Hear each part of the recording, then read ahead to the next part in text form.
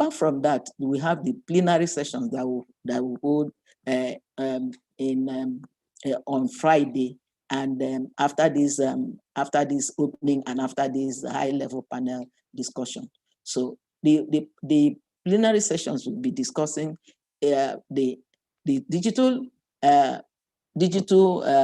economy, as well as the emerging issues or emerging technologies. And we'll have the global IGF talk to us about what is happening at the global level. The conclusions and messages that we bring out to form the part of the communique that we'll share with our stakeholders. We have speakers, we have panelists, we have moderators, able speakers, excellent people, and they will do justice to what the sessions we'll be having. We also have our sponsors. Can you show our sponsors, please? Can you show our sponsors? Can we show our sponsors, those that have sponsored us? We have the UN agency, which is ICANN. We have, not ICANN, please, the UN agency, UNDESA, they are sponsoring us. I'm not sure they are here, but AFRINIC, we have ICANN, we have Internet Governance Forum as a supporting association. We have Web Foundation, we have AFRINIC, we have, I've mentioned Internet Society. So these are good people, good organizations that are supporting us. So we are fully loaded. And in between, there will be interludes. Please, if you feel like standing up to dance to Africa, dance to music of West Africa, please, during the breakout, in the intervals, coffee break, please stand up and dance and give yourself a break. Okay, so you are welcome. We have the Internet Governance Secretariat MAG that will address us after my small speech that I'm saying. So I said, thank you for participants. I thank you for the organizers. Thank you for ECOWAS Commission. Thank you, everyone. Thank you, our Honorable Minister. Thank you, our sponsors. We love you, and we are going to do it again next year. Please join us. Don't go away, because we are loaded today, tomorrow, and Friday. Please stay put and contribute. Thank you very much, and have a great outing. Bye-bye. Thank you very much, Mary Oduma, the West Africa Internet Governance Forum Coordinator. Now moving swiftly to Mr. Shangatai Musongo. He's the Program and Technical Manager from the Internet Governance Forum. Thank you, Shangatai. Yes, thank you very much. Honourable Ministers, distinguished delegates, ladies and gentlemen, and organisers of the West African IGF.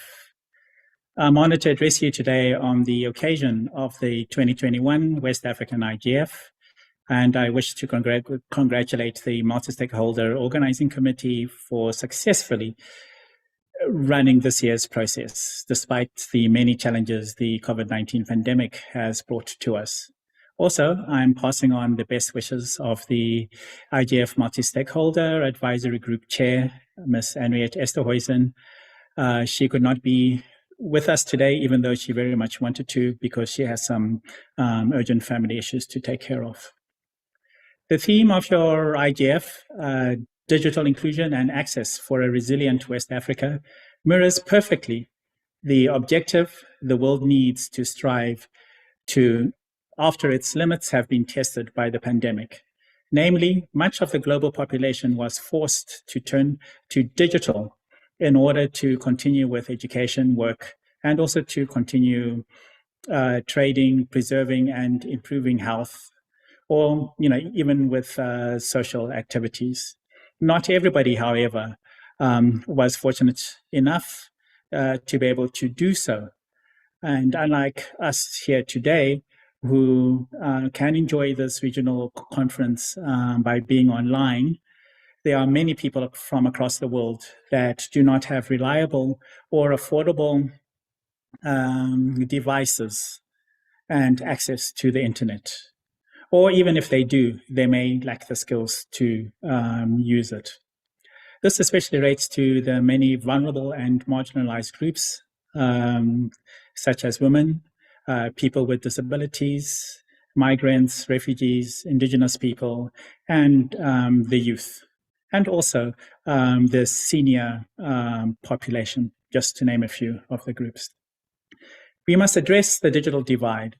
The international multi-stakeholder community must act together to once and for all close the digital divide and ensure every person, wherever they may be, to have access to safe, affordable internet. The IGF 2021 process is with a mission to bring together those that can make this change at its 16th annual meeting, which is going to be hosted, as the Minister mentioned, by the government of Poland in Katowice from the 6th to 10th of December. We will also have various events leading up to this meeting, so please do check on our website to see them. We have worked extensively to ensure that governments, international and intergovernmental organizations, civil society, academia, the technical community, the business community, members of parliament, especially this is something new that we've had since 2019, and other disciplines are with us in Katowice to brainstorm on action-oriented ways forward for a better internet for all. I hope that many of you today present at the West African IGF will also be present on site or online in Katowice for the 16th IGF. I especially invite the multi-stakeholder leadership of your region to join our high-level leaders track, as well as legislators to join the parliamentary track. I also call upon young people of West Africa to raise their voices during the dedicated youth track at the IGF 2021. While preparing for the IGF in December, our community, including the multi-stakeholder advisor group and its chair, and the network of over 130 national, regional, and youth IGFs, our best practice forums on cybersecurity, gender, and digital rights, as well as the policy networks on environment and meaningful access, are all working together to ensure that we are ready for Katowice with a fully comprehensive understanding of a variety of internet governance issues. You are most welcome to join any of these work streams at any point in time. As part of our capital capacity development plan, we are actively collaborating with the national and regional IGFs to understand better the local specificities of internet governance and how global solutions can work at the local level. I am most pleased that one of these dialogues will be hosted in the framework of the West African IGF this coming Friday. So please join us for that event, where we will exchange inputs on access to the internet and its role for people and our planet. Finally, if you will decide to come to Katowice for the 16th IGF, then you can consider applying for travel support with the IGF Secretariat. And we are accepting applications for this until the end of August. Thank you very much for inviting me and wishing you all the best for your deliberations. Thank you. Thank you very much, Shangatai, who's not only the Program and Technology Manager, but he's also the head of the United Nations Secretariat of the IGF. Thank you very much for your words. We will now move on swiftly to Dr. Raphael Kwame Kofi, who's the Acting Director, Digital Economy and Post from the ECOWAS Commission. This is just showing you that within West Africa, we totally believe that IGF is really a multi-stakeholder game, and here WIGF is actually hosted by the ECOWAS Commission. So Dr. Kofi, if you're on the line, please, the floor is yours.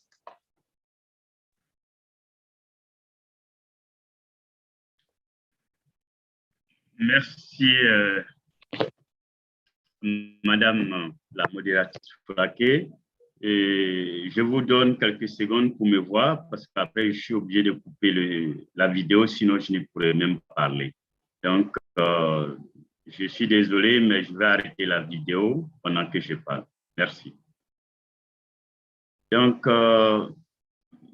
mesdames et messieurs les ministres présents, monsieur le gestionnaire du programme et des technologies du Forum sur la gouvernance de l'Internet, IGF, monsieur Changatai, madame la coordinatrice du Forum sur la gouvernance de l'Internet en Afrique de l'Ouest, Mario Douma, les membres du panel de haut niveau, chers partenaires, distingués invités, mesdames et messieurs.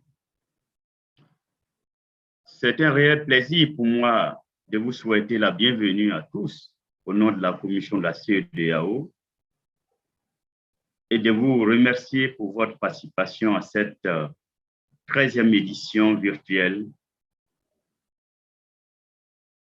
J'espère que vous m'entendez toujours. Pas encore, Dr. Kofi. Can you please just check that you vous have... m'entendez? No. Can you please check that you have selected the language so that we can get interpretation? There's no English interpretation. So please select French from the globe, from the interpretation globe, so we'll see if we can hear you. OK, je vais sélectionner la langue et puis j'espère bien que le temps de faire tout ça, je ne vais pas me faire avoir. OK. Ça va mieux maintenant? Est-ce qu'il y a l'interprétation maintenant? Pas encore.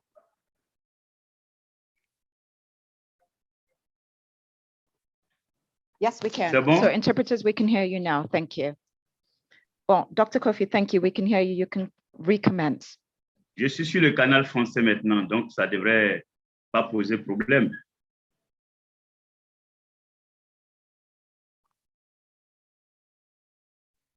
OK, donc je peux continuer, Madame la modératrice?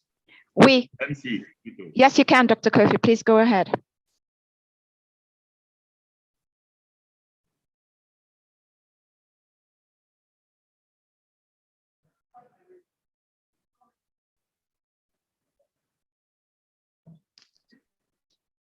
Dr. Kofi, please go ahead. Apparemment, les interprètes m'entendent, mais les autres ne m'entendent pas. Et je demande aux techniciens de...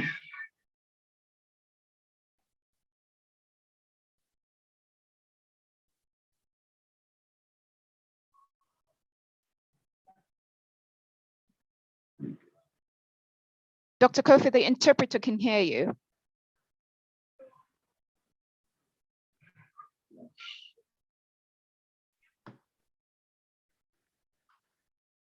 Dr. Kofi, we can actually hear you. We can hear you, so you can continue. OK. Donc, je disais, mesdames et messieurs les ministres de la CEDEAO ici présents, monsieur le gestionnaire du programme et des technologies du Forum sur la gouvernance de l'Internet, madame la coordinatrice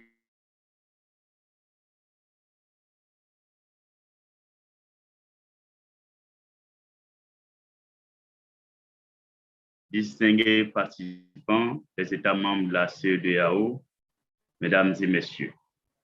C'est un réel plaisir pour moi de vous souhaiter la bienvenue à tous au nom de la commission de la CEDEAO et de vous remercier pour votre participation à cette 13e édition virtuelle du Forum ouest africain sur la gouvernance de l'Internet. Comme vous le savez tous, le Forum sur la gouvernance de l'Internet en Afrique de l'Ouest se réunit chaque année en vue de renforcer la participation active des divers groupes de parties prenantes au débat sur la gouvernance de l'Internet, sur l'utilisation responsable de l'Internet et l'exploration de nombreuses opportunités numériques. La situation sans précédent qu'a créée la pandémie de la COVID-19 nous a tous obligés une fois de plus à nous rencontrer virtuellement dans le but d'apprécier les progrès de la région et d'examiner comment relever au mieux les défis. Allô?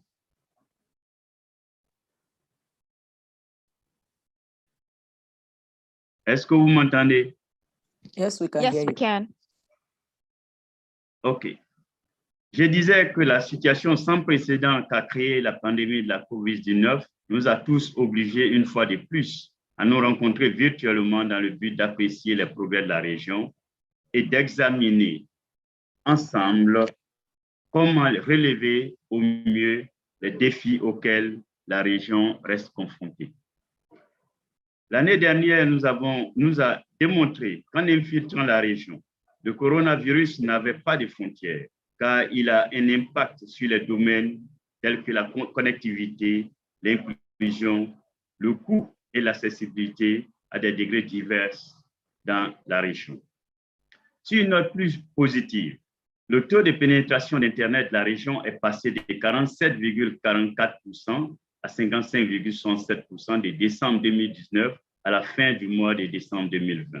Cela montre clairement comment la pandémie a accéléré le développement des technologies de l'information et de la communication dans notre région et la nécessité pour nos États membres de poursuivre leurs efforts dans le processus de la transformation digitale initiée en vue de répondre à la demande croissante de nos citoyens pour des services TIC innovants et fiables. Mesdames et Messieurs les ministres ici présents, distingués participants, c'est à juste titre que le thème central choisi pour cette 13e édition du forum est Inclusion et accès numérique pour une Afrique de l'Ouest résiliente. Les deux concepts du thème, inclusion numérique et résilience, sont étroitement liés. L'inclusion numérique consiste à aborder les questions de compétences et de connaissances, mais aussi d'opportunités, d'accès et de connectivité en relation avec la technologie, en particulier l'Internet. La résilience, quant à elle, la capacité de résister et de s'adapter aux conditions changeantes. Ainsi, au cours de ces 2 jours et demi, vous aurez une série d'ateliers et de tables rondes axées sur divers aspects du thème principal du forum en vue de proposer des recommandations idoines et réalisables dans l'intérêt des citoyens de la région. Mesdames et messieurs, à ce stade de mon intervention, j'aimerais profiter de cette occasion pour remercier très sincèrement tous nos sponsors et partenaires qui ont contribué et soutiennent le forum sur la gouvernance de l'Internet en Afrique de l'Ouest. Je citerai entre autres Internet Governance Forum Support Association, Internet Society, ICANN, AfriLink et World Wide Web Foundation. Enfin, je voudrais réitérer l'engagement indéfectible de la Commission de la CEDEAO à poursuivre ses efforts pour créer un environnement favorable qui garantisse l'accessibilité et l'inclusion de toutes les personnes de la région. La Commission espère également que les recommandations issues de ce forum seront adoptées par tous les États membres de la CEDEAO afin d'assurer une réponse et des actions collectives pour le développement de notre région bien-aimée. Sur ce, je souhaite à tous un fructueux forum et je déclare ouvert le 3e forum ouest-africain sur la gouvernance de l'Internet. Je vous remercie de votre aimable attention. Thank you very much, Dr. Raphael Kwame Kofi from the ECOWAS Commission. To no fault of Dr. Kofi, he has actually highlighted one of the issues which we are going to be deliberating on over the next few days. And in particular, we've got a really august audience for the high-level panel, connectivity. So it's one of the things we are going to be discussing in the high-level panel. So the moderator for the high-level panel to discuss the overarching theme, digital inclusion and access for a resilient West Africa, which is what we really need right now, leads the multi-stakeholder engagement across Africa for the Alliance for Affordable Internet. She focuses on advancing good practices in policy and regulatory frameworks for affordable and most of all, meaningful access to broadband. She also convenes the Africa Summit on Women and Girls in Technology, which is also vital. We're talking about digital divide, digital equity, gender equity. Ladies and gentlemen, without further ado, I introduce you to Onika Makwakma.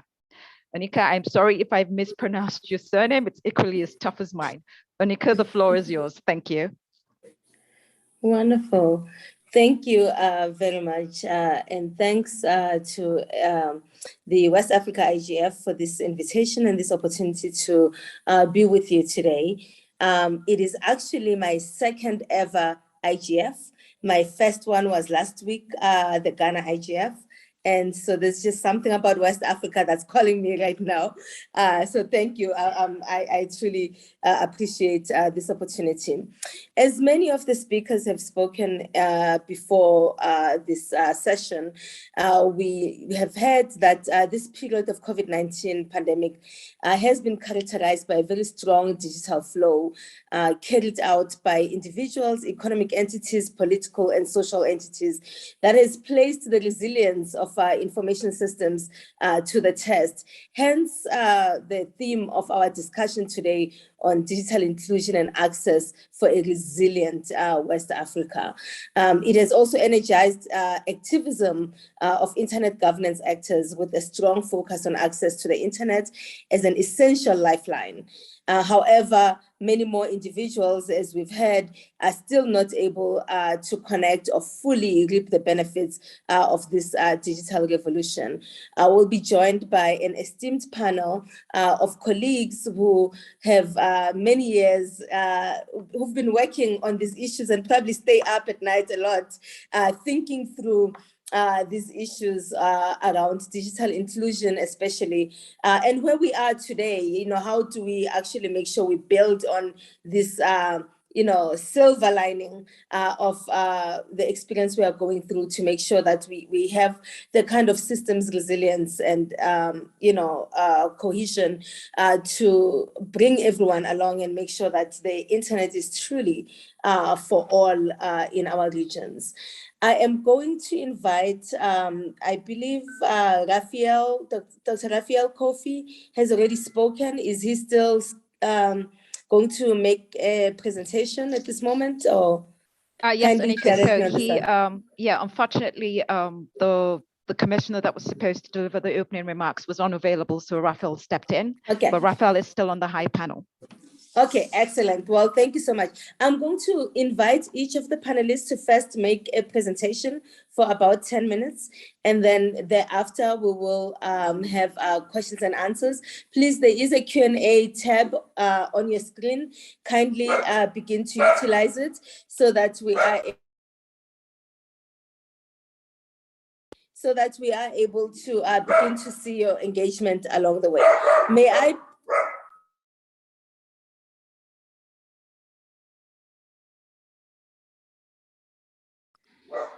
I please invite Dr. Raphael Kofi at this moment?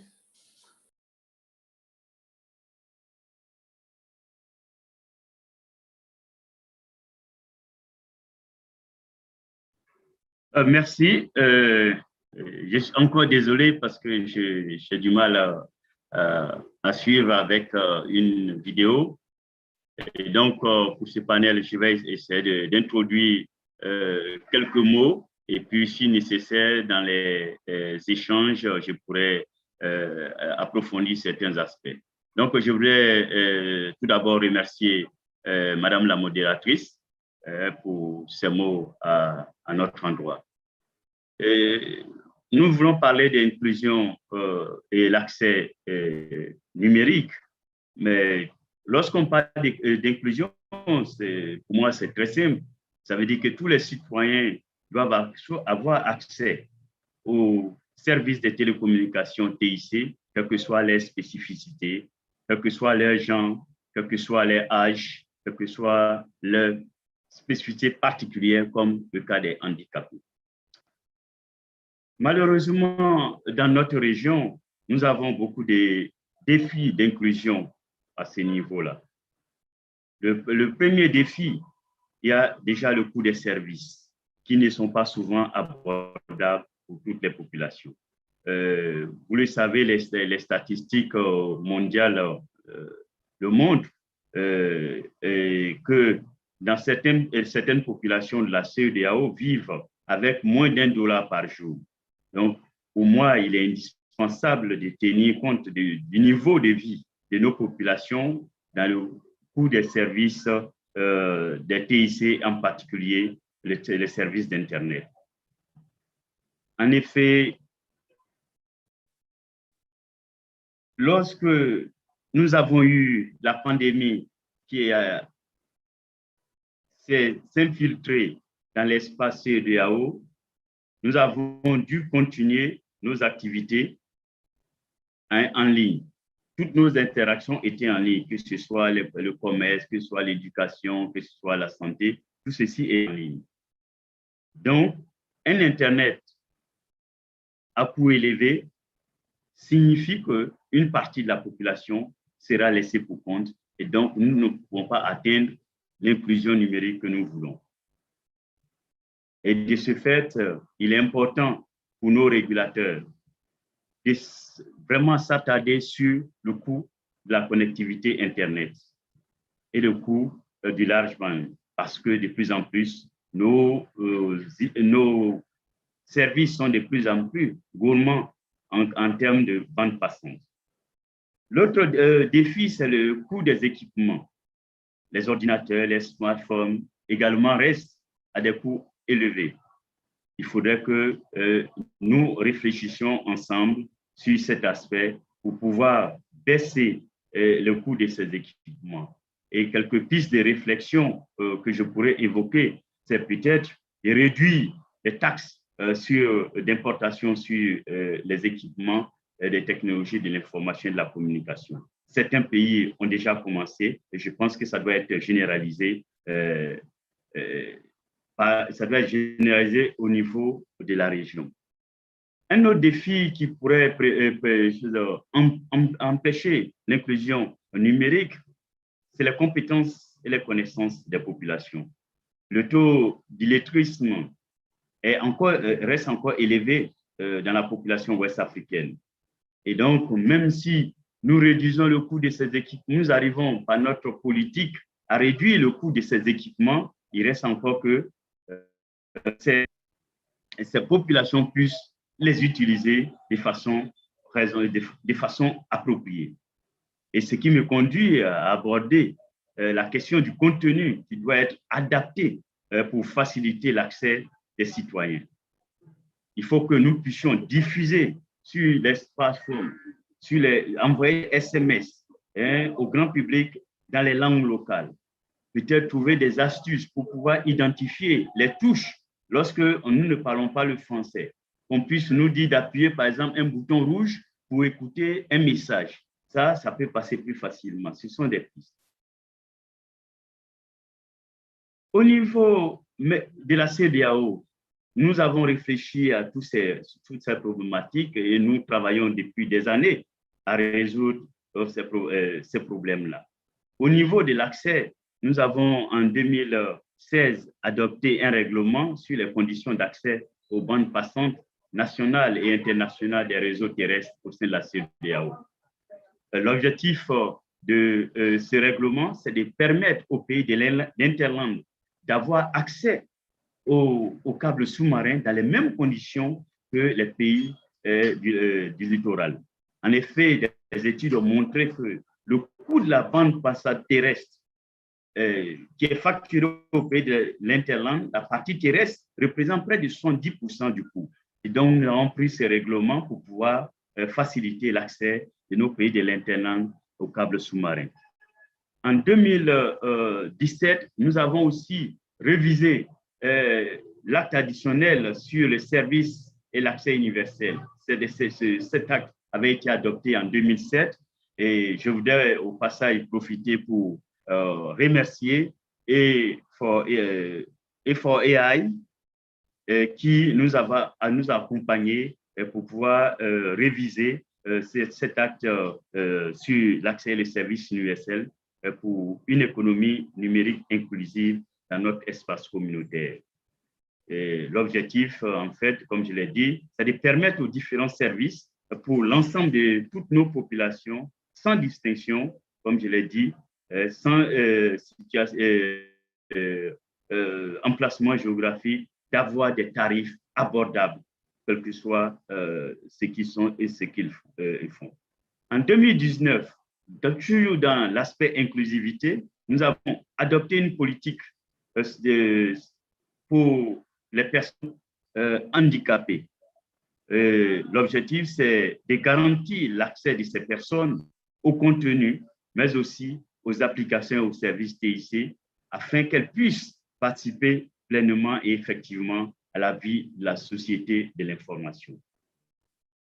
Mesdames et messieurs les participants, Madame la modératrice, la CEDEAO aujourd'hui a lancé un programme de compétences numériques pour les jeunes, pour favoriser l'emploi, pour développer l'emploi des jeunes. Comme vous le savez, chaque année, des milliers de jeunes meurent en voulant traverser la mer pour aller pour un avenir meilleur. Et ce, parce qu'ils n'ont pas les moyens. Aujourd'hui, les technologies de l'information et de la communication peuvent être une solution à freiner cette immigration dangereuse que connaissent nos jeunes chômeurs. Et donc, la CEDEAO travaille dans ce sens-là pour pouvoir développer leurs capacités, pour pouvoir les accompagner à créer eux-mêmes des emplois et à employer leurs frères et jeunes pour que cette immigration soit limitée au maximum. Donc, Madame la modératrice, je voudrais pour le moment arrêter à ce niveau et je pourrais revenir s'il y a des questions préalables, il y a des questions éventuelles. Merci. À vous la parole. Thank you, and thank you so much for those inputs. You've raised some really pertinent questions for us, challenging us that, you know, yes, while we might meet affordability, there's still an issue of digital skills capacity. So beginning to also look at the demand side issues to connecting everyone. We will definitely, please do keep the questions coming and we'll definitely come back to this topic, I'm pretty sure. If I may please now invite Dr. Isaias Barreto Tarosa, who is the Executive Chairman of the Board at Multi-Sectoral Regulator Agency of the Economy, in also known as ALMI. Dr. Isaias, are you with us? Yes, thank you very much, Onika. Allow me to start by expressing my gratitude to the West African IGF for the kind invitation so that I could be here today and participate in this very important event. Madam Moderator, I just have a PowerPoint presentation that I would like to share for a couple of minutes. So I don't know if I have the permission to share my screen. I shall try that. Okay, are you able to see my screen? Yes, we are. Okay, thank you very much. Now, Madam the Moderator, allow me to take 3 minutes of my time to talk a little bit about Africa before jumping into the main topic, which is digital inclusion and access for a resilient West Africa. Now, Madam Chair, we in Africa, we have, Madam Chair, Madam Moderator, yes, that's correct. We have in Africa a continent of 30 million kilometers square. If we look at this map, this is a very interesting map because if we look at ourselves as a continent, we have enough space to put the entire European continent inside Africa. Europe has something like 10 million kilometers square. We still have space, room to pick the United States of America, including Alaska, which has around 9.5 million kilometers square and put inside our continent. And there's still room for more. There's still room to pick China with 9.3 million kilometers square and put inside the African continent. And we still have room for more. We're talking here about a continent of 1.3 billion people and a continent that has 1/3 of the world's natural resources. We're talking about a continent with a lot of potentials. Very often when we talk about African continent, we only emphasize the challenges that we have, the difficulties that we have. But we also have many potentials that are worth sometimes emphasizing. Again, Africa has 1.3 billion people, China has 1.4 billion people. It's interesting to note, however, that our GDP per capita is greater than the GDP per capita of China.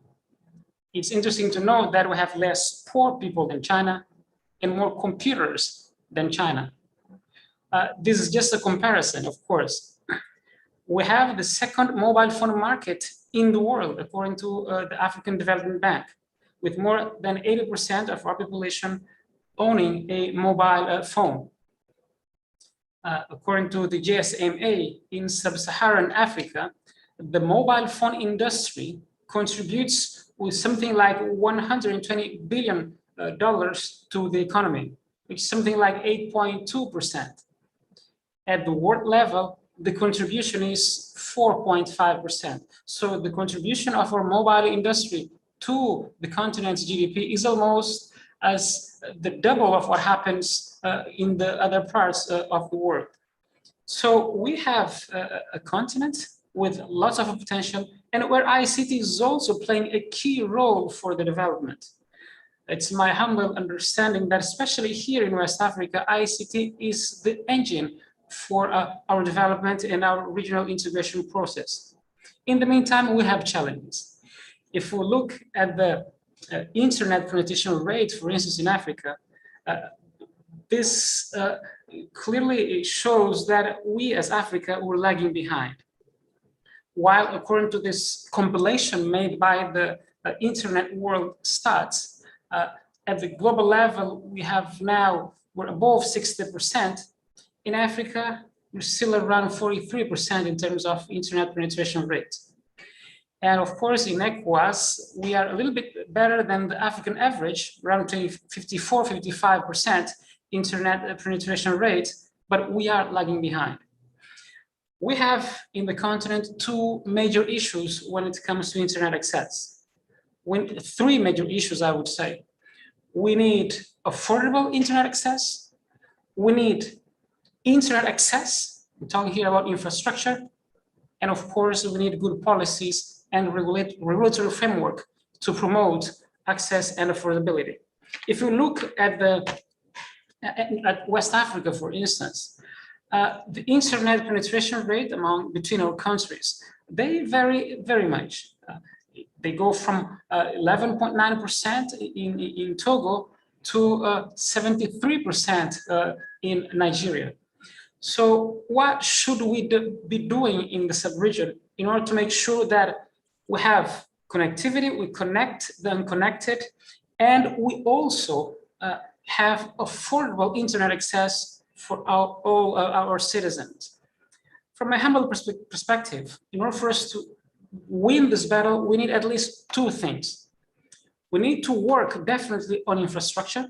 We need to bring connectivity to the remote areas where we don't have connectivity, but we also need to take important decisions when it comes to regulation and policy. We can have the best infrastructure in the world, but if we don't have the right regulation in place, if we don't have the right policies in place, this infrastructure will not make us achieve the objectives that we want, which is affordable internet for all. So which initiatives do we need to implement in order to make sure that we have, we bridge the digital divide, we connect the unconnected, and especially that we have affordable and meaningful connection for everyone? We definitely do need to improve connectivity in rural areas. In West Africa, 80% of our population live in rural areas. In the meantime, in these very same rural areas, we only have 25% of our telecoms infrastructure. Something is not right. If 80% of our population live in rural areas, why on earth should we have only 25% of our telecoms infrastructure in rural areas? Something must be done, and we definitely do need to invest in infrastructure for rural areas. In Africa at large, according to the ITU, 4G coverage in urban areas is 3 times bigger than in rural areas. Again, in our continent, most of our population do live in rural areas. We need definitely to focus on the development of infrastructure in rural areas. And of course, we talk very often about fiber connectivity. Fiber is important and it is key to bring connectivity to rural areas. But we should not neglect the reality of our continent. In Europe has, for instance, not about 10 million kilometers square. In Africa, we have 30 million kilometers square. And we have 80%, in West Africa, we have 80% of our population living in rural areas. And these areas are very often very remote. In order to bring connectivity to these places, satellite connectivity is key. We should not neglect satellite connectivity to bring, to connect unconnected, especially to bring connectivity to these remote places. But we should also focus on universal service as well. Many countries, not only in the region, but in Africa, they already have a universal service fund. And very often we have the money sitting in the bank while there's a strong need of developing infrastructure. We need to use this fund. And we need to make sure that this money is used to develop the infrastructure that we so much need in our continent and in our sub-region. We need to do it in a non-discriminatory and in a transparent manner so that this fund can really be used to connect the unconnected and especially to make internet access more affordable. But also, apart from these infrastructure-related initiatives, there are some policies and regulatory initiatives that we definitely do need to implement. We need to promote competition in the market, to have a level playing field for all the players in the market. Very often we see in the continent that in some cases, governments might eventually say, okay, this is our company, our operator, so we have to move ahead with initiatives to protect our company. In the meantime, that's exactly the wrong vision. We do need to have a level playing field for everyone to promote competition, innovation, and at the end of the day, if we do that, the market will win. We will have competition in the market, we'll connect the unconnected, and we'll have affordable prices on the market. It is key to promote competition in the market. And of course, that is a good way to promote innovation and investments, because if we have a level playing field for everyone, of course, we will attract new players, more investment into our market. However, if we have very protective, policies and regulatory measures in place, then we will have problems. But we do need to also have an enabling environment for the entrance of new players, especially in rural areas. In rural areas, we need to be innovative on the way we work to bring connectivity to these places. We could, for instance, promote community-based network. Network set up, implemented, and managed by the community. And of course, we need to have measures and policies in place to promote this community-based network. We need to streamline the rights of way. In many of our countries, we see that operators face a lot of problems when it comes to the right of way, because they have to get permission from the regulator, from the central government, and from the many local governments. And that, of course, creates a lot of problems. We need to streamline the rights of way. We need to promote innovation. Another important aspect related to policy that we should definitely not neglect in order to bring connectivity to those who need, and especially to make sure that we have affordable and meaningful connectivity, is related to spectrum. Technological neutrality when it comes to spectrum. We need to facilitate and not make things life more difficult, especially for the players in the market.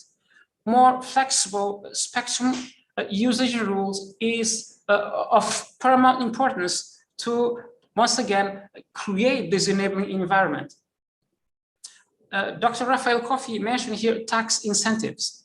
We should definitely consider reducing taxes, for instance, on terminals. We've seen some African countries doing that, some even West African countries doing that, and the results are very, very, very good. When we do that, of course, we'll have more people acquiring these equipments, we are promoting connectivity, but of course, and the government should look at that as an investment, because when they reduce terminals, they will collect more taxes from, because we'll have more people connected, using more services, and they will get more taxes. Another important aspect that Onik at some point mentioned here is related to the demand side initiatives. We need to put in place initiatives to reduce digital illiteracy in our sub-region, so that people can indeed know how to use ICT facilities. And we need to work on the development of content in local languages. Of course, we have our official language, the colonial languages, and we're still using one at the moment. But it is important for us to take into account that the majority of our population does not speak, these colonial languages, and we do need to develop content in local language. And finally, the establishment of internet exchange point is key to make internet access in our countries more affordable, more secure, and of course, even faster in terms of quality of service. So in conclusion, Madam Moderator, I would say that in Africa, in West Africa, we need to work on infrastructure to make sure that we connect the unconnected, but we should also work very hard on moving ahead with good regulation and good ICT development policy, so that at the end of the day, we can have affordable and meaningful connectivity for all, so that we can bring connectivity to those who are not connected and bridge the digital divide. Madam Moderator, these are my initial considerations. Thank you very much indeed. Wow, thank you very much for that really comprehensive submission. You've given us a lot of nuggets to know at as we pick up this conversation. I am now pleased to invite Dr. Dawit Bekele, who is the Regional Vice President of the Internet Society in Africa. Dawit, are you available? Yes, I am. Thank you, Onika, and the whole West Africa IGF team. Thank you for the invitation. Greetings to friends in the panel as well as in the participation. I wished it was a face-to-face meeting so that we can all see each other, but unfortunately we have to wait for some time, maybe next year, hopefully. I will try to share my screen.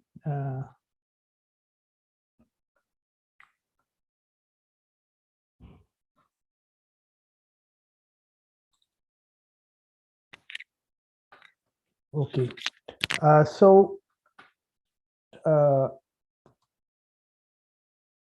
49% of the world and 60% of Africa is not connected.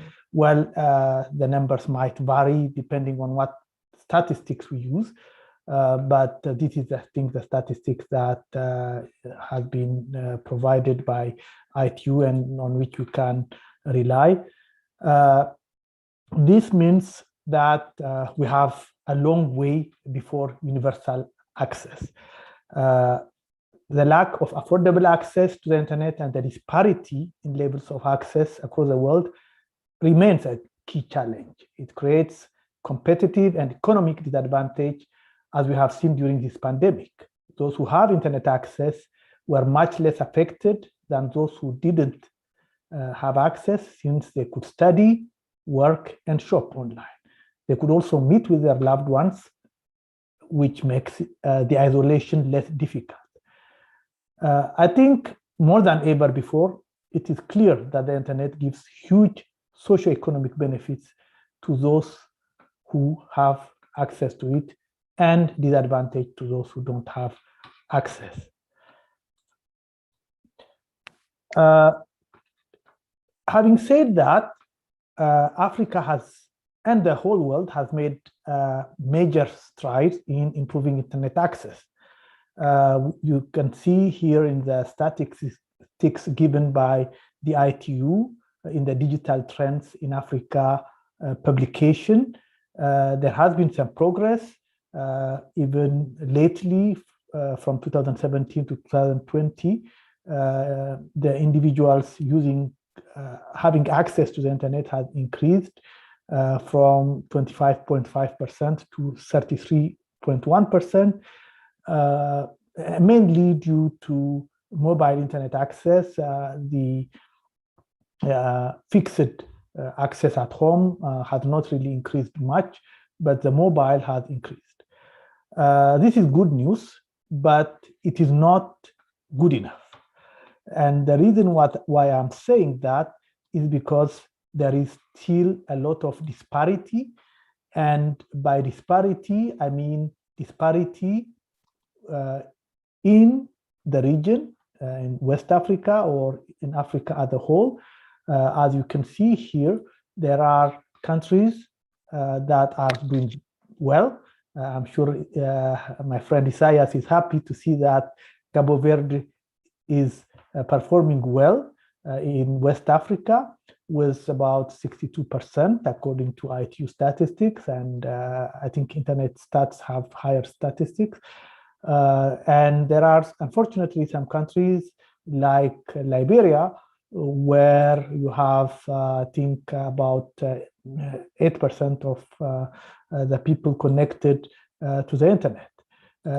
And we also have, of course, disparity within the country, such as, for example, regional disparities. Some parts of the countries are better connected than the other.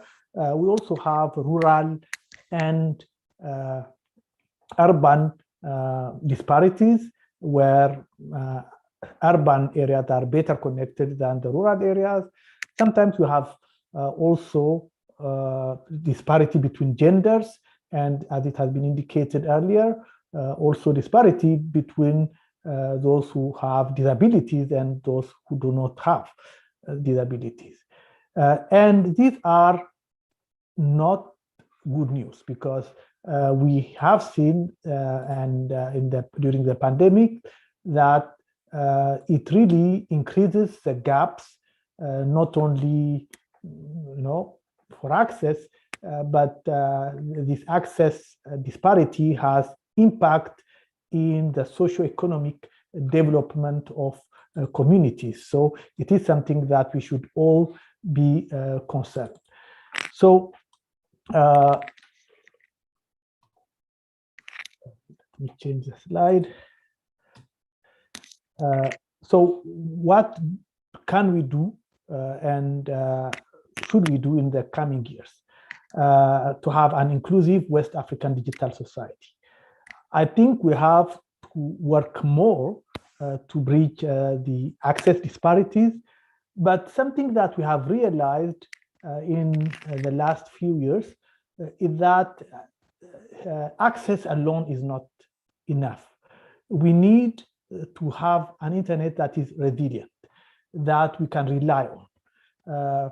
For example, someone who has a reliable internet can participate in this panel, but someone who doesn't have a reliable internet might not be able to do so because he or she will fear to be interrupted anytime. And this goes equally to in education or other things. You cannot really use online learning if you don't have a reliable internet with good quality bandwidth and so on. Therefore, it is important to have to bridge those disparities as well as improve the resilience of the internet. So how do we do that? Of course, we have to work on the regulatory and policy environment. My friends Kofi and Matthias have spoken a lot about those regulatory and policy interventions that are needed. so I'm not going to say more. There are also other things that which are also related to regulatory and policy issues that are a little bit more technical, which is to interconnect Africa. Unfortunately, due to our history, maybe, we are prone to connect to the rest of the world and less to connect ourselves.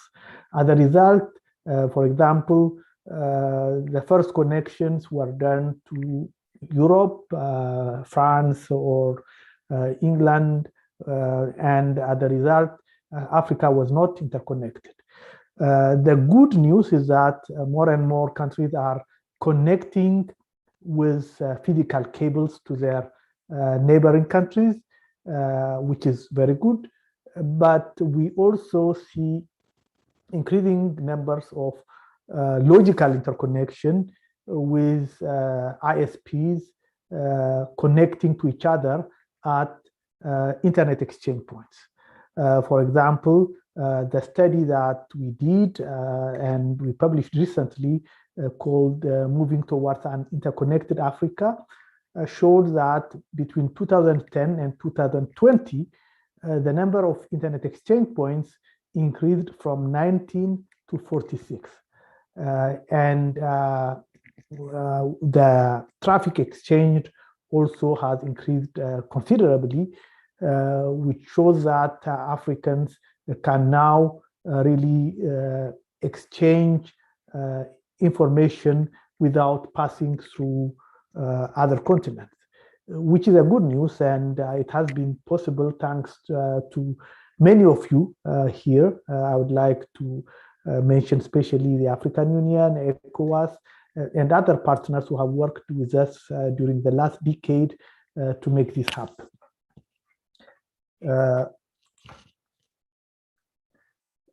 The other thing that we need to deal with is to connect those who are really lagging behind.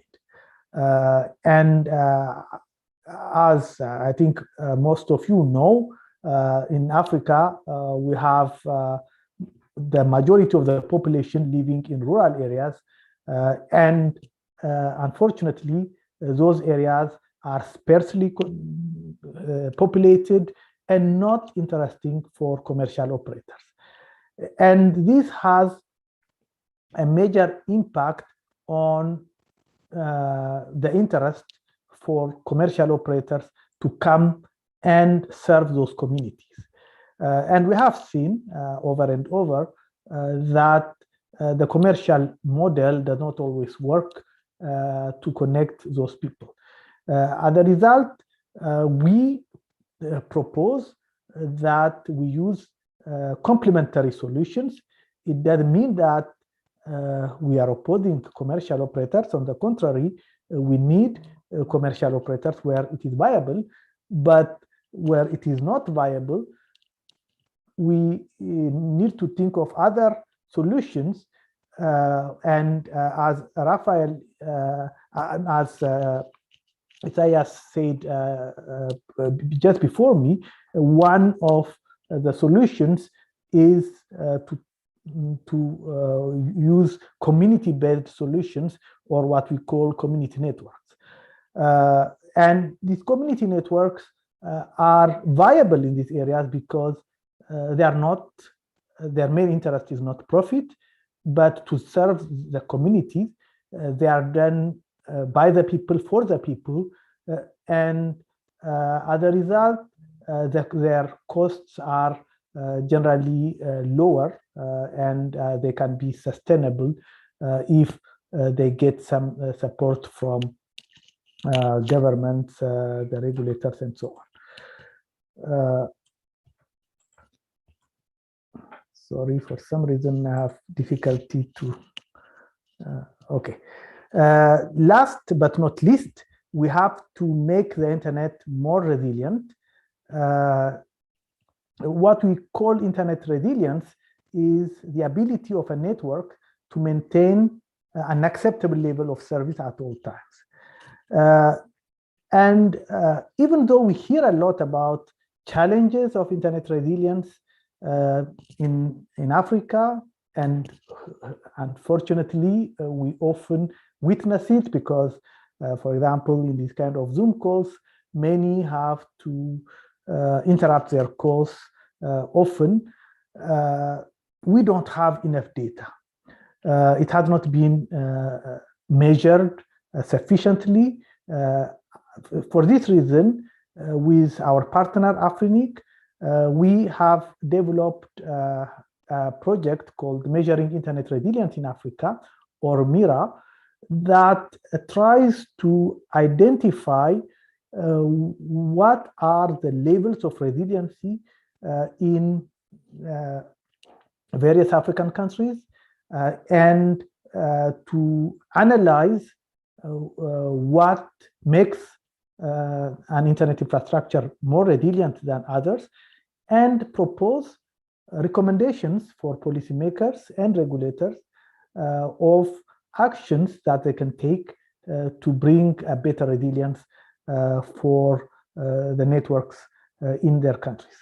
In this regards, I would like to invite anyone who is interested to work in this project to approach us, because we need to involve as many countries as possible. And right now, especially in the West African countries, we don't have enough countries that participate. And I will be very happy to work with you so that your country is included in the project. And in general, for the world, and not only for Africa, we have a platform which is called Internet Society Pulse platform that you can access using the URL indicated here, pulse.internetsociety.org, which gives a number of measurements on the internet, starting from internet shutdowns and other traffic information, etc. I'm sure that there is something that might be of interest, so I invite you to view it. But in relation to resiliency in Africa, and especially in West Africa, it is important that we identify what are the issues before taking the measures that we need to take in order to have a resilient internet in West Africa. Thank you.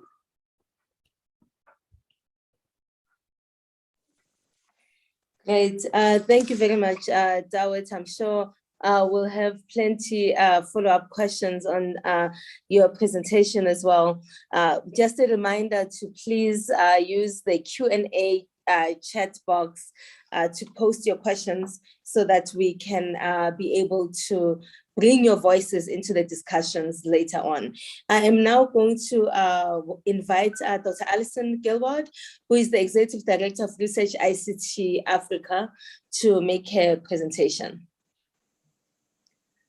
Thank you very much, Annika. Can you see my presentation?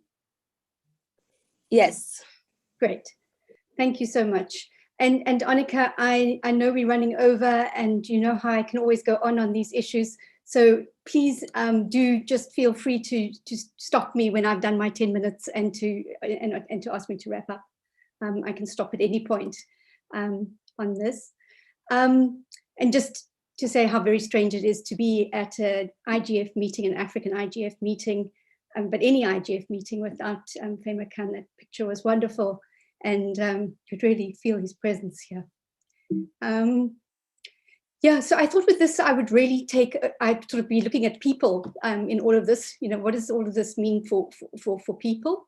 And really to focus on the impacts of COVID on digital inequality, and the impact of digital inequality on the outcomes of COVID in the African context. I think, you know, COVID and the lockdowns in particular that are associated with them have brought into stark relief the implications of digital inequality. Only a really small elite have been able to digitally substitute for work, for schooling, for banking, for food security, you know, for social grants, business relief. And and really, you know, even food has been a major kind of disability for people who are not online, accessing food, life opportunities, the survival actually of people during this period. And so what we see is that, you know, we've always known that digital inequality reflects or mirrors and sometimes amplifies structural inequalities in society. But what we've seen with COVID is that digital inequality has had this compounding effect on structural inequality that people experience. So because they've been unable to digitally substitute, mostly people who are impoverished are the ones who are more negatively affected by this. So I think that, you know, just in this regard, it's quite important when we look at these aggregated statistics, and although we're lagging, we seem to be growing in that, these aggregated statistics really mask inequalities that we have in our society, you know, intersectional inequalities, whether it's around, you know, rural or urban, whether it's around gender, and particularly, you know, between the formal and informal sector. And so what we've seen in our kind of rapid response research that we can do with, you know, quite limited data at the moment, is that the pandemic has really ruptured informal value chains and prevented the informal sector from acting as the usual buffer that it does to these kinds of global, you know, economic shocks. And this is not surprising because we know from our After Access survey, which is of course, you know, out of date, but we can understand where the trend is going, it won't be significantly more than that. And even if it's doubled, it's still very low, is that only 7% of informal sector businesses on average across the 10 African countries that we looked at in the informal survey were able to mitigate the negative effects of the lockdown through digital substitution, i.e. that they had internet access. Because we do see, you know, as I was saying, you know, we do have these very high mobile phone penetration rates, but that 80% mobile phone penetration rate is not the internet rate, which is substantially lower, and more in line with the kind of figures that David has presented from the ITU, and who we work very closely with on trying to get this data. Still, in many countries, is quite dependent on supply side data, which, you know, count SIMs rather than individual subscribers. And, you know, we've had lots of discussions and in various forums like these with the GSMA, with the ITU, and with other people using that data, World Bank, etc., on trying to get better data. We really just don't have good data. But what we do know from the 2018 data is that, and we've known for a long time, is that basically broadband penetration tracks GNI or GDP per capita. And so when we did the study across the global south, we could see that in, you know, South Africa, in countries in where there's similar GDP, actually performs very well in terms of mobile phone penetration, but actually in internet performs much lower, for example. And what you could also see is that, you know, certain countries, you know, like Nigeria, Kenya fitted more in line with some of the Asian countries, you know, lower income Asian countries, and didn't, you know, didn't perform that well when we just look at them on their own. What we also see, of course, is that there is a considerable gender gap, and the countries with the lowest internet penetration rates, we saw there, you know, from the African side, you know, Rwanda, particularly very high gender gap, which is surprising because of their very strong policies that they have around both internet access and gender, but very in line with these very populous, you know, countries where we do see these big gender gaps with cultural differences. But the important point I want to make about this is that the gender gap is significant, and there are various factors that explain that, primarily access to education and the corollary of income and employment. But in fact, the rural gap remains, as people have been saying, that, you know, considerably greater. And then, of course, if one looks at intersectional inequalities, if you look at women within the, you know, rural areas, etc., of course, we get even, you know, a better picture of lack of access around these different kinds of inequality. And just to say that, you know, basically the internet penetration rate, you know, aligns with smartphone penetration. So that measuring the part, you know, smartphones is really a critical part of regulating affordability and regulating access. And if we look at that study, we see that the biggest problem to accessing barrier to getting online is actually the affordability of the device. And so those important points that were made around taxation are absolutely critical. And once people are online, then the biggest challenges are around pricing. But obviously one has to look at that compared to just getting people online and then they can't afford to use the services. And I just thought what I would share with you now is that despite that rather kind of bleak picture, we've managed to do telephone interviews because of COVID for Nigeria and South Africa. And it's a part of a project that is really looking at the impacts of digitization on formality and informality and on visibility to the state in terms of taxation and also around social protection. So that's the kind of focus of it. But I think it really highlights the importance of digital access, and the intersectionality at the core of all our of our economy.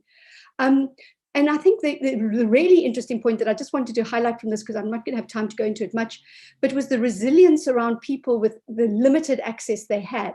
So, in our discussions with some of the informal sector, we found that people just didn't have the smartphones or didn't have the data to be able to use them, etc. And what this study really showed was that people were using their phones to do remote work. People were using their phones for schooling.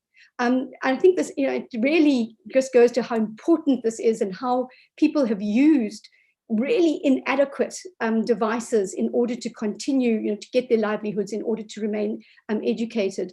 And we really, I think, as a country, as a continent, we really duty bound to address that. And then just also some interesting insights on, who were able to access social protection and also who were able to do that online, and just some interesting differences around, whether women and men were able to do so, and some of that being dependent on their, income, education, and which correlate with access to digital services.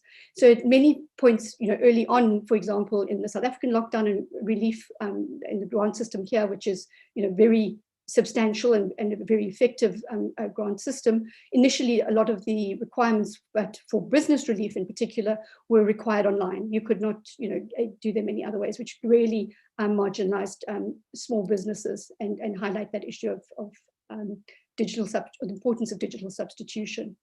And then just to show that, because of our lack of, digital connectivity and our digital equality, that it limits what can be done online in terms of retail, in terms of e-commerce, in terms of things that you might need, credit cards for platforms and those kinds of things. But then also just very interesting from our own point of view is that we've got these much higher levels of entrepreneurialism, self-employed in Nigeria, which is interesting in terms of how it plays out in terms of taxation and visibility too. So you can look at those in your closer, in your own time. We can make these slides available, of course. And I think the point that I really wanted to say there, though, is that while we focus on connectivity, and connectivity is a precondition for digital inclusion, connectivity in this new data environment that we have on its own really does not redress inequality. The challenge is that as more people are connected digitally, inequality increases rather than decreases. And this is important because this is not just in the classical digital divide sense where, obviously there's a gap between those who are connected and those who aren't connected. But it's also the case between those who have the technical and financial resources to use the internet optimally, actively consume, reduce their transaction costs, and even produce online and contribute to the prosperity of nations. And those who are barely online, eking out a small bit of data in order to do some very, very basic communication. And of course, what this data environment raises is also the issue of data justice. And increasingly, this is a real tension between internet governance and the traditional champions of a free and open internet, and some of the inequalities that are perpetuated by current dominance of global platforms and of various products and services that run across the internet. And the increasing need for countries in order to redress these inequalities, both within countries, but also between countries, to economic, to regulate, or at least some forms of economic regulation of the internet, to try and ensure digital inclusion and in trying to ensure competitive fairness within their own markets. And I just flagged, because it's on tomorrow, that there's an African Union Digital Data Policy Framework consultation that's underway. This is a really important for the digital economy, for the single market for Africa. And as I said, has really significant implications, both for human rights and fundamental first generation rights, but also for social and economic rights of the continent's people. And so I just thought I'd quickly just highlight what can be done and what has been done under conditions of COVID. What have been the quick regulatory responses to the lack of connectedness? And one of them has been the granting of temporary spectrum. And although I'm often very critical of the regulatory environment in South Africa, I have to commend South Africa on getting temporary spectrum out very quickly. However, I want to just raise the point that although this improved connectivity for those who were connected, it did nothing for those who are unconnected, as did the Competition Commission's mandatory price reductions, who happened to coincide with the start of COVID, as did the basic grant that's being proposed, basic free data amount for people that's being proposed by the Competition Commission. So if we look at these, temporary spectrum was immediately allocated, as it had to be. I mean, you had to have people who already had networks and that to roll out, but it was granted to the incumbents, and it was granted in such a way that new high demand spectrum was used, which allowed the dominant operators to immediately go and test their 5G. That's where the spectrum was used, and obviously there was increases in 4G. And basically, what happened is that people got more data for their subscriptions. So they got more data for the amount that they were paying, but there weren't any measures to actually bring people online. There were 2 TV white space licenses granted, and of course these have longer term potential if the temporary licenses are shifted into longer term licenses. But of course they're not operating yet. And then importantly, during this period, and because of the real sort of identification of the data-driven pandemic for the first time, the importance of a just data governance framework within disaster management regulations that obviously need to place health issues and collective rights above certain privacy rights, although they're not mutually exclusive. So just very quickly, I'm not even sure what I've lost my minutes, but very, very quickly, let me just quickly say, what policy interventions then could be, could we immediately implement, and what are the kind of longer term issues that we have to deal with? And in the short term, I think we've got a dual strategy in terms of rapid, effective implementation of what is known to work and that we haven't done. So in many of our jurisdictions, we actually just haven't done certain things like, release the spectrum, sufficiently in time. We've gone into auctions that we haven't been able to manage very well and push up prices. We haven't, attached universal service obligations to those, and not necessarily in the traditional sense, because I think, there's a lot of evidence that there's a lot of failure there, but, linking that to, infrastructure sharing, linking that to access to dominant networks, offsetting auction prices with, if people are infrastructure sharing, or if they're allowing virtual operators or microcell operators or whatever to operate on their networks. So, that's stuff that we haven't done very well. And then we also, we can't carry on doing the same thing and hoping for different outcomes. So we really need to look at, every point of policy and regulatory intervention and be focused on ways in which more enterprises, formal and informal, households and individuals can actively be brought online. This has to be our priority if we are going to do something differently, and if we're going to not go back to the old normal, that in the reconstruction and the reset that people are talking about, we actually do something differently. Because at the moment it looks like everybody's quite quickly gearing back to going to old models that we have. And so very quickly, I can see Annika's there, and I think it's probably because my time's run up.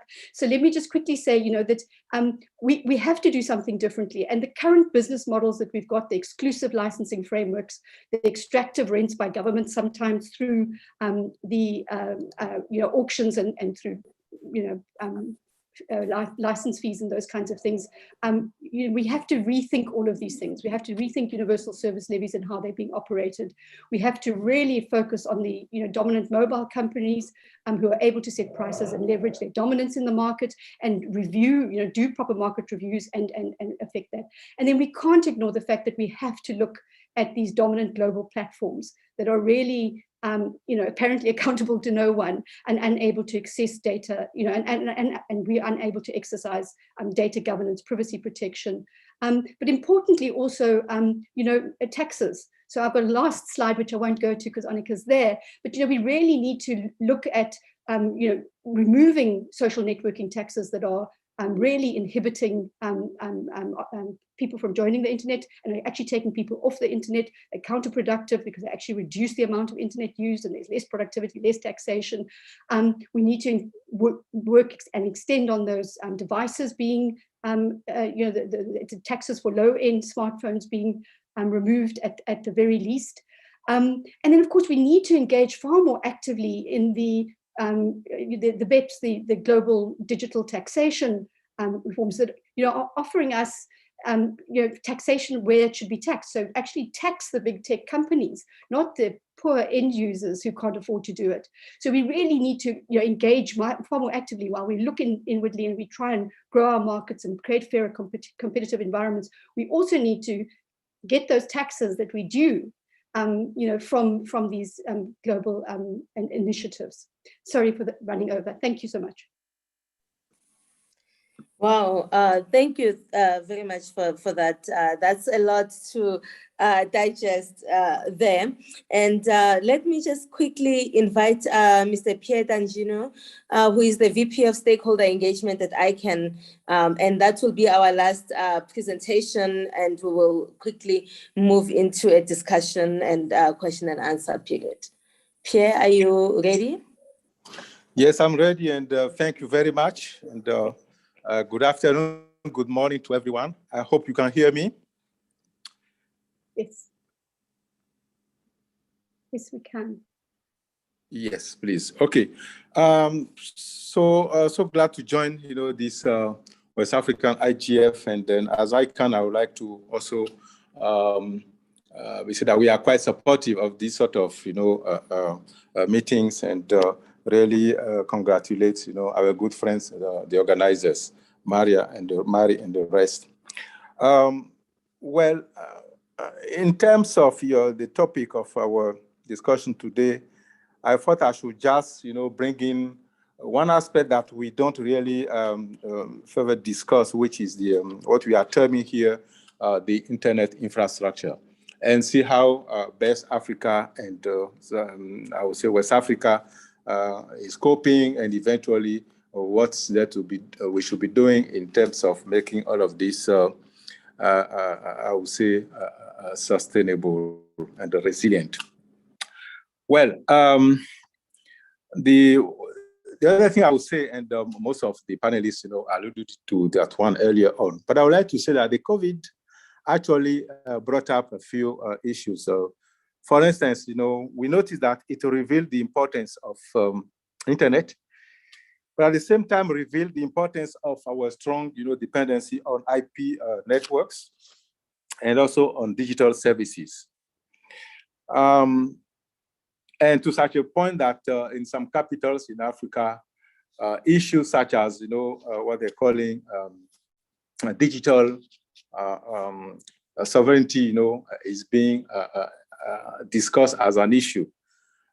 Digital sovereignty, because and the debate is being, heated actually, and came from Europe, and then more and more have been done to really see what each continent, should be, which strategy each continent should be developing to really cope with digital growth and also digital divide. For if you are going to talk about ICANN, so which strategy do you put in place actually? And I would say that as far as the theme of today is concerned, it all boils down to a kind of strategy that probably on digital divide that we might be setting up here. Some of the things that we noticed, also is that how do you strengthen, the African, what I might call internet infrastructure, so that we could cope with the situation? There was a mention of the dependency on what we might call the big players, the international big players, and where is the place of the local African, private sector in that regard in all of this digital transformation.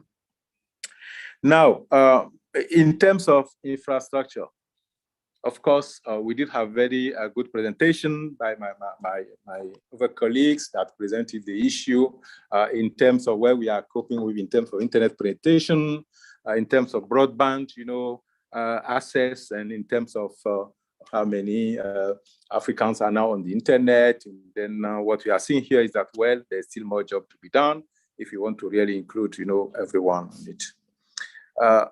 But I also believe that we need to consider a few other things, and those are what we are calling the critical elements, that really make the internet, function. And those elements, you probably know about them, but I would like to cite, 3 of them.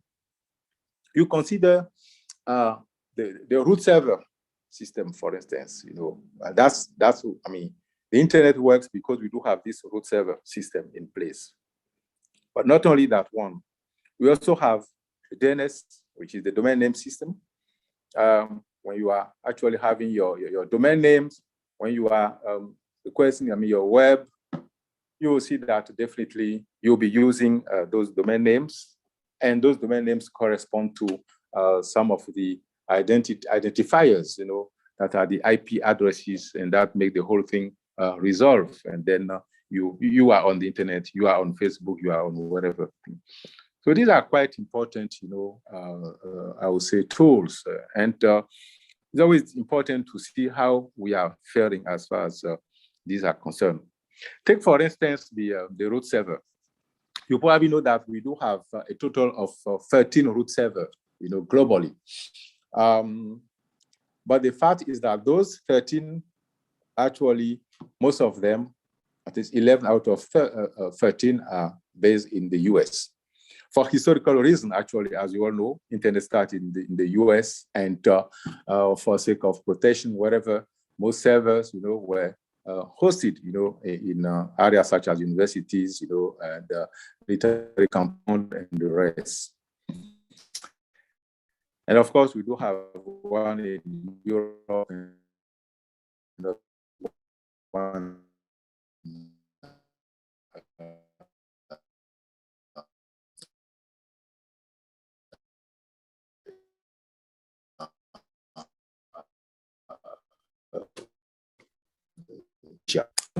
the point here is server, to call it, which is also the as a system. We can make sure that we position the root server, everywhere actually, depending on whether countries are interested or not. And the good news is that Africa is not absent for this root server system instances. I do have a few figures, and which are quite interesting for Africa. North Africa is hosting 9 of these copies, or we call them copies of the root server. West Africa, 24 of them are within North Africa. East Africa, 28. Southern Africa, 50 of the copies are there, which means that, well, Africa is, has something like close to, I would say, 120 sort of, copies, replicates of the server, which is quite good, which is not yet sufficient. Because why do we need those servers? Why do we need the root servers, the instances in our countries? You need it because it helps you solve many issues. For instance, you are keeping local information local at some point. Your requests are being local, are being treated locally, so that you are gaining in time, you are gaining in access time, for instance, and it is quite important. Of course, the 13 root servers, because there are 13 of them, you can host copies of all of them. So countries, for instance, take a country like Uganda, Rwanda, they are hosting, say, 4 to 5 different copies, of these root servers. Some countries are hosting just one of them, but you can still host the 13 of them. It makes your system, your access quite resilient, and I believe this is something that is important to really we should be talking of in Africa. Now, what about the DNS? The DNS is quite important because it is your kind of phone book on the internet at some point. So how are we doing this on this one? The DNS, of course, help the whole work of translating or coordinating your domain name system and your IP addresses. But those domain names comes in different categories. You do have the GTLDs that you certainly know, the general top-level domain names, your .com, .org, but also .africa. All of them are generic. And then you do have, your CCTLD, your country code top-level domain, which is your country codes, which you are using. Now, how are we doing today in Africa? Well, we do have something close to 1,700,000 of total, domain names being used in Africa, which is way below compared to the, I would say, the international average. Suffice also to know that of this figure I've just cited, 1 million is registration has happened in South Africa, and the rest of the continent, is sharing the 700,000. West Africa, totally, we might be talking about something like which is below 200,000 of registration, which is quite low and very low, because we still have countries where you have maybe 500 registration, out of a population of say 10 million, which is quite low. So many in the countries are using extensions such as the generic one, the .com and others that are fine, But the point is, you also do have your own domain name, so there is no point for you not using your domain name if you want to really keep, your data, local. So this is quite important, something to also understand. So in terms of DNS, it's important that we grow that services. But at the same time, DNS comes with a few things. It comes with security issue.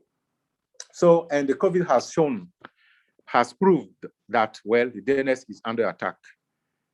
We at ICANN have to design sort of new way of combating the threats. I'm not going to get into that one, but suffice to know that we are working globally, also locally, with the CERTs, with the computer emergency, teams, and to really see how best to cope with the threats that come with the DNS, because we also call it the DNS, abuse, for instance. And I don't have figures here, but I know that Africa is also under attack, for that matter. The point here is that not many countries or not many banking systems, of course, will tell you whether they have been attacked or not. But we do have systems where we can trace, this sort of attack. And ICANN is working on those. And I believe we do have 2 or 3 countries that are really collaborating on that one. And I believe in West Africa, for term of security of the DNS, we need to do more and to be in touch with those operators, of the resolvers, resolvers of the DNS, so that we are able to really build some capacity here. The other thing in terms of DNS resiliency is how you sign what we call your zone file. Meaning, we use a tool that we call, DNSSEC. And DNSSEC is important because it makes sure that your zone file on the root server, is secure. Today in Africa, for the 54 CCTLDs, we count something like between 10 and 15 countries that have signed the zone file, which means that the destination is still safe. So we can see that within our countries, there might be countries that destinations are much more safer than others. So we need to work on that one if you are talking about resiliency. And of course, when you sign your zone file, you also need to validate it regularly. So we need to have the capacities on the ground to be able to sign your zone file and validate it. It is not rocket science, actually, but it means that it's the level of consideration you give to that sort of new way of doing things, meaning the internet and the services, that you really put the appropriate, staff, to work on that one. So it is important. Now, the other thing is the IP addresses. ICANN has got, has provided, I would say, has set up, 5 what we call internet registries globally. And in Africa, we do have one which is called, African, and is based in Mauritius. So the thing, as far as the IP addresses pool is concerned, is that Africa is the only place now that we do have the IPv4, in terms of address. No other place has this one. So the last pool, globally, the last pool in the world is in Africa. And the question is about the policy we are going to put in place in Africa to really make sure that this thing does not become a kind of black market, that others will come and buy, these IP addresses from Africa. But the reason is that we have low consumption, of these IP addresses, by Africans themselves. So which means that in terms of internet, we need to really make sure that those tools are there, but also that we are able to actually work on the tools and really use them, because we are not really use them the way we should be using. Of course, there are issues about the new sort of narrative that we need to have. What I'm talking about may seem technical, but that's where the internet, how internet works, and you have to be part of it. You have to be part of whatever policy you want to put in place to govern, this unique identifier, because there is a governance issue when it comes to these identifiers. At ICANN, we do have regular meetings to talk about, the policy development. We are seeing more and more Africans, and of course, I would like to encourage more of them to come and also be in the leading position in some of our supporting organizations and committees. So to put it in a nutshell, internet infrastructure is about those unique identifiers that make the system work. It's about the DNS. It's about the root server. It's also about your IP addresses. Of course, there are other protocols. I'm not going to get into that one, but it's important that we pay attention to those three layers, of the internet infrastructure, if you are really talking about resiliency. Of course, there are issues about, the private sector. How do you make sure that, your local private sector also rendering the services that are there? It's about whatever strategy or policy you put in place to give some sort of precedence eventually to those local entities. There are many other issues about geopolitics. Say, for instance, you are talking about digital sovereignty in Europe because you are fearing, this what we might call, trade battle between the US and China, for instance. So question could be, where is Africa? We are talking about GDPR, which is this data protection artifact that Europe, has actually provided. How are we using that one, for instance? So it's important that we come to data, data protection, because data is a key issue. There are issues about, your data houses, and how are we doing, in Africa in terms of putting them on clouds, but also having our artifacts, within different countries. So all of these are components of the internet infrastructure I wanted to address, and we need to take care of them. So that's what I would say. There's some homework to be doing in West Africa if you want internet to be resilient. I would like to stop here for the sake of time, and back to you, moderator, and thanks for your attention. Yes, great. Thank you so much to all of our presenters today. I think we've got a lot of information, really great understanding of what we are facing in the region, in as far as being able to get to a point where everyone can fully enjoy the digital benefits that are a requirement at the moment. So there's been a few questions in the text box. I'm going to just go ahead. I won't summarize any of the comments that have been made, but I have seen a note, your comments requesting presentations to be sent to you, and there is a response in the chat that you will have access to all of these through the website where it will be posted. So one of the questions that came on here is with regards to infrastructure, and that there's a lot of apprehension around 5G and environmental related issues. And so I believe, Alison, you had offered to answer this question for us, because we really sort of need to tackle and address some of these issues if we want to truly move to that next level where we are resilient digitally, and we also are not leaving anyone behind, but hopefully also not harming the environment as well. Alison, if I may ask you to unmute yourself and help us with this question, that would be great. Thank you, Annika. I'm not sure that I'm the best person to speak about the environment in that context. I think my offer really related to speaking about the kind of the digital ecosystem and the impacts on that.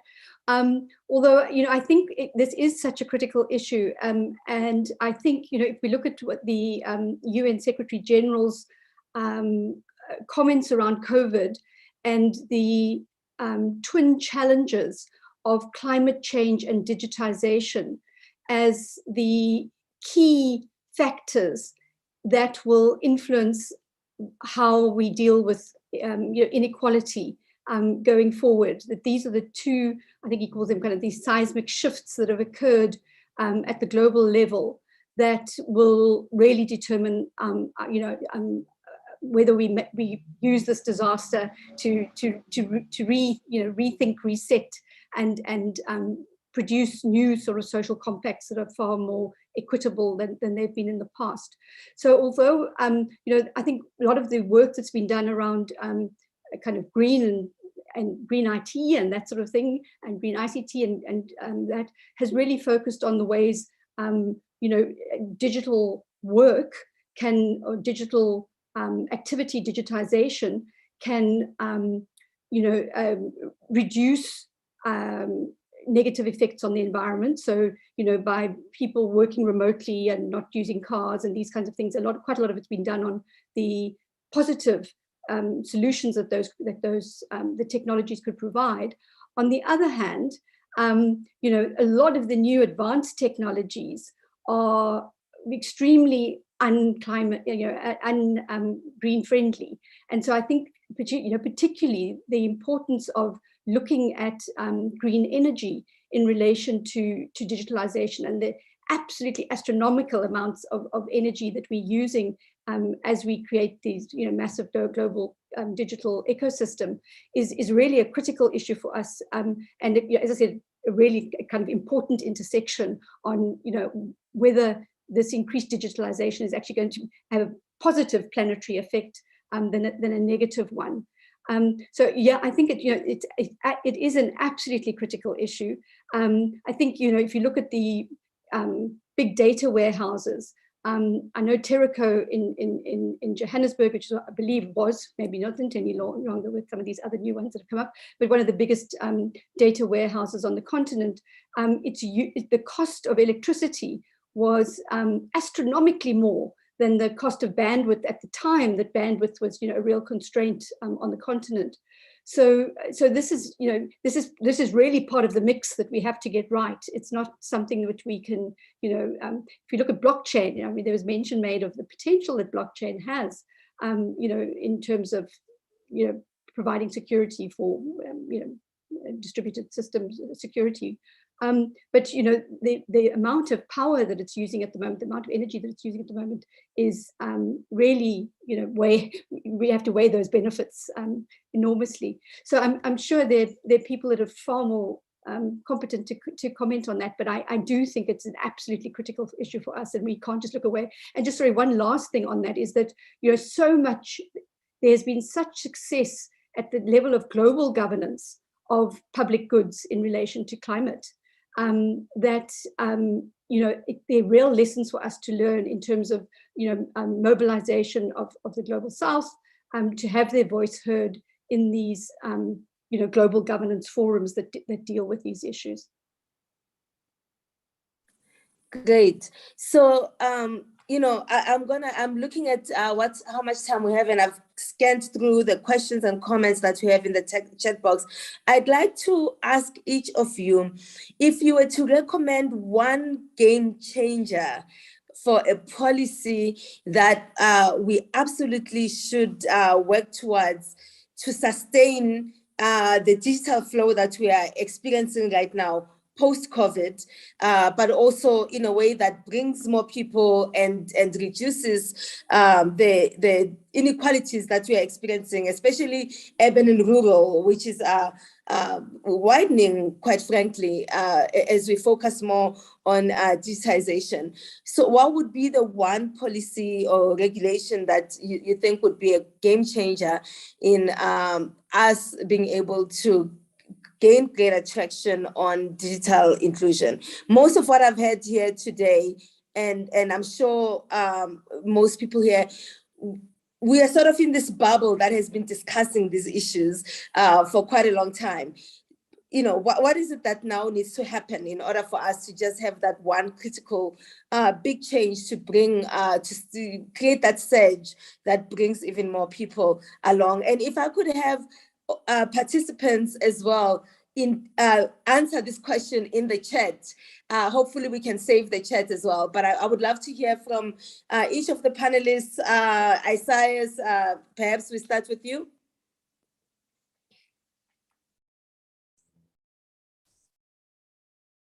Yes, thank you very much, Onika.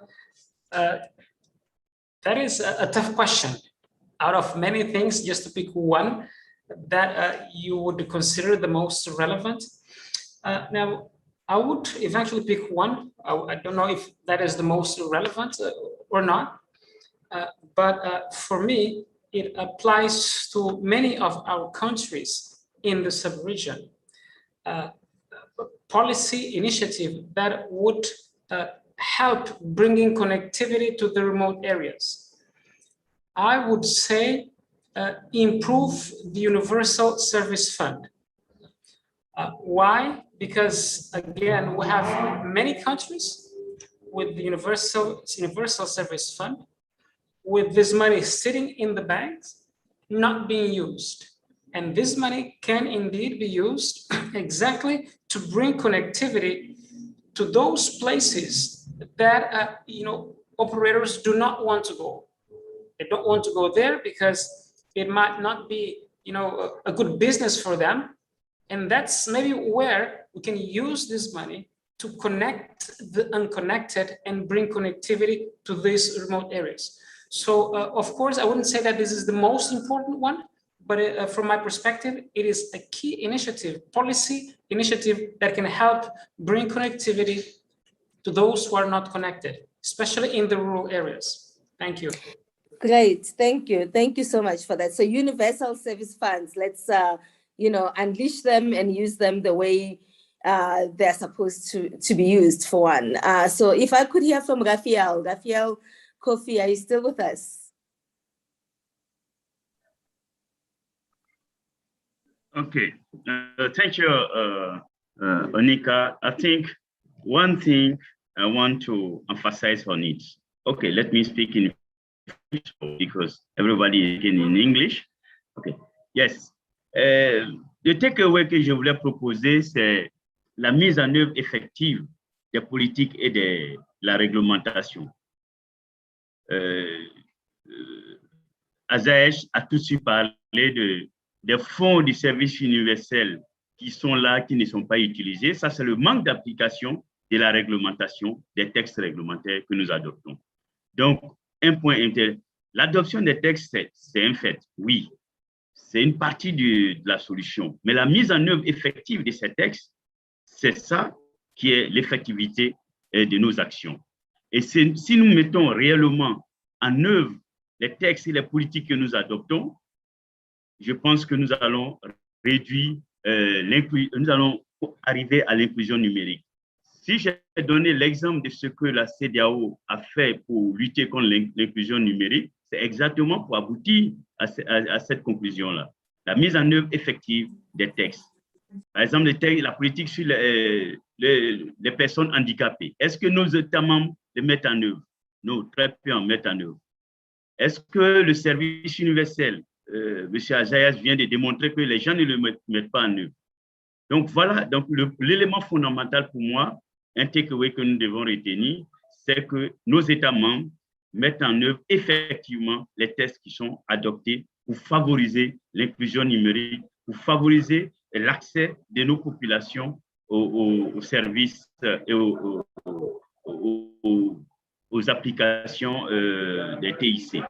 Voilà ce que je voulais proposer comme action. Merci.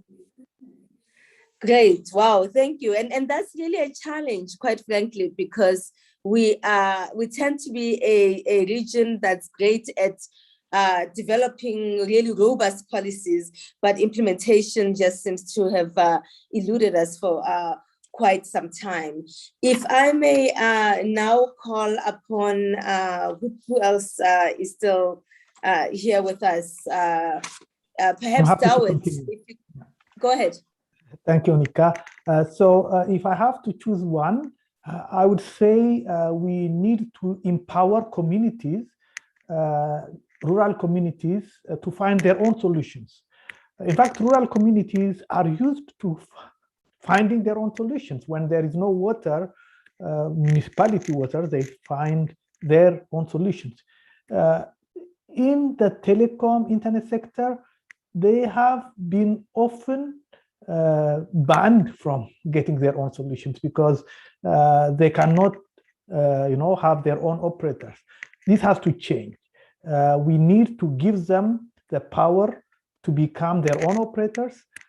For that, regulatory solutions have to come, like, for example, allowing communities to have licenses, without much hassle, because they are not big operators and they cannot afford to pay high costs, etc. As I said, the universal access funds should be given much more easily to those communities, so that even if they are not for profit, they can at least sustain. So if we empower the communities, they can find solutions to connect themselves to the rest of the world. Thank you. Wow, great. And if I could just follow up on that a little bit, because you presented to us and you mentioned community networks. If there was a game changer for community networks in terms of spectrum regulation and management, what would that be?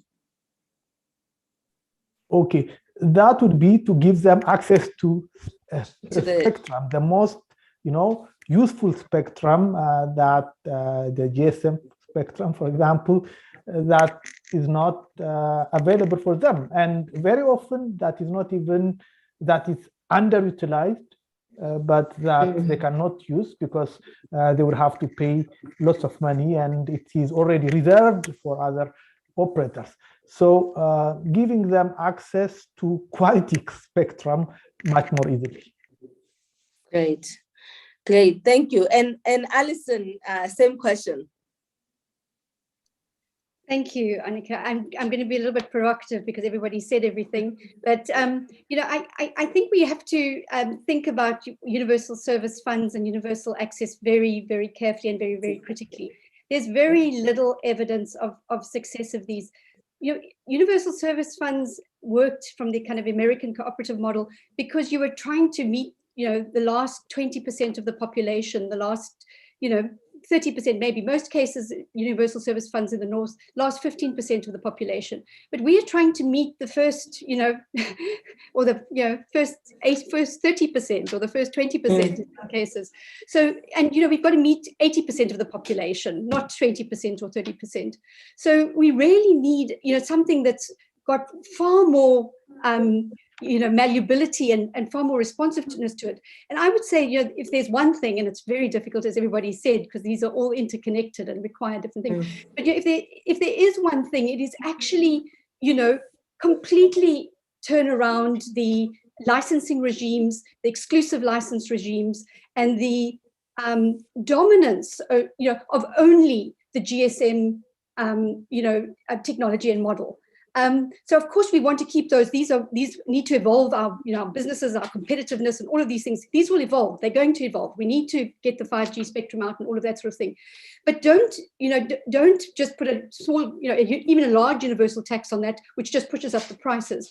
Actually, make sure that these companies are not able to get their very lucrative 5G spectrum until everybody's in the 4G, has got 4G spectrum and those kinds of things. That's different for different countries. And in many countries, we actually do have 90% broadband coverage, and yet we've got 30%, at best 30% in Lesotho, in Rwanda even less.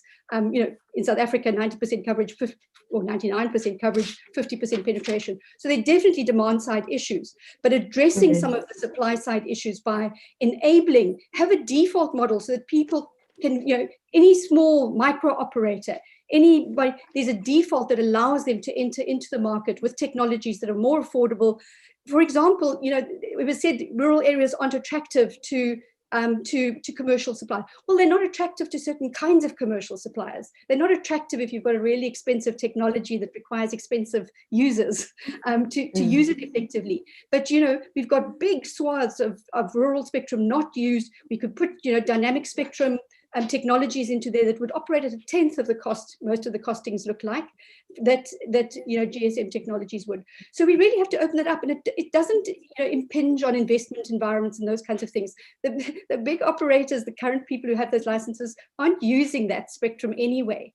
So we need to open it up. We need to make it available. We need to experiment to allow, as David was saying, people to bring their own solutions, and not just communities. Communities are one sort of thing, but we've got micro licenses. Our 5G spectrum should be, your auction price goes down if you allow micro operators onto your network.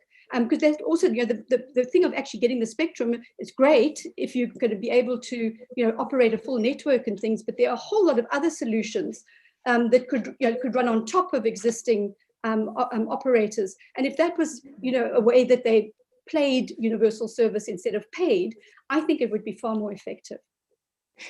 Wow, and it doesn't deal with digital inequality. We've got to address education, but that's the long-term goal. Yeah.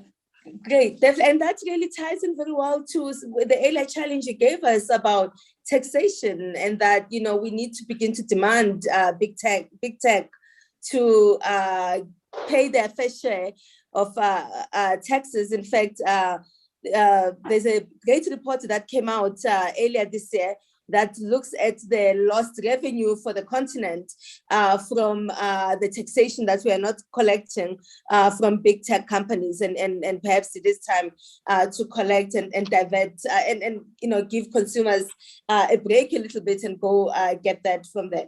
Now, Pierre, there is a comment in the chat that specifically for you in terms of is it time perhaps for the information about DNS education to become part of regular education of what we teach people, so folks don't need to just only come to these kinds of meetings to know about the information that you've just shared today. So perhaps for you, what would be that game changer in terms of getting more of us to can pay attention and make sure that we've got truly a safe internet, and we are not just only consuming online, but we are also contributing towards building and developing the internet further?